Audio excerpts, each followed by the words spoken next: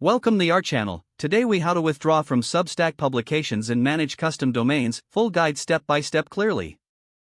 To withdraw from a Substack publication, first, log into your Substack account. Navigate to your profile by clicking on your profile picture in the top right corner.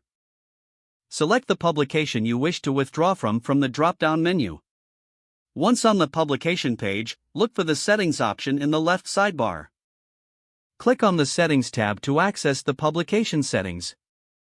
Scroll down to the bottom of the settings page. You will see an option labeled Delete Publication. Click on Delete Publication to start the withdrawal process. A confirmation prompt will appear, asking if you're sure you want to delete the publication. Review the information provided and confirm your decision to proceed. Once confirmed, your publication will be permanently deleted. Now, let's discuss managing custom domains on Substack. First, go back to the settings page of your publication. Look for the domain section within the settings.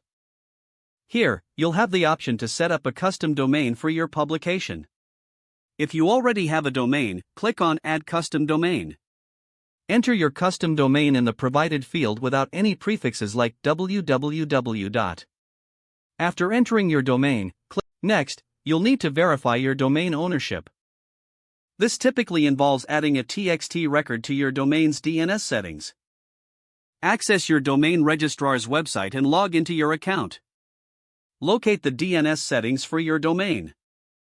Add the TXT record as specified by Substack. Save the DNS settings and allow some time for the changes to propagate. Once verification is complete, return to your Substack settings. You should see a confirmation message indicating that your custom domain is active. Finally, take a moment to test your custom domain. Enter it into a web browser to ensure it redirects correctly to your Substack publication. Congratulations, you have successfully withdrawn from a Substack publication and managed your custom domain. If the page does not load, refresh the browser or try again in a private or incognito window. Make sure you are using the correct email address, then retype it carefully to avoid small typos. Don't forget to like this video and subscribe to our channel for more step-by-step tech guides.